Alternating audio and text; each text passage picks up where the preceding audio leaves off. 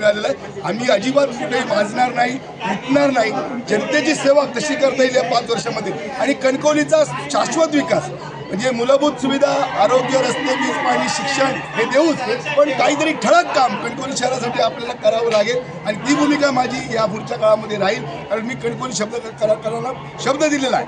आणि म्हणून अजून एक सांगतो, खरं तर मी आज माझ्या डोळ्यात जे अश्रू आहेत, भाजपचे आजचे कार्याध्यक्ष आहेत। त्यावेळी मी मागच्या वेळी भाजपचा उमेदवार होतो 2018 मध्ये, त्यावेळी माझा पराभव झाला 36 मतांनी।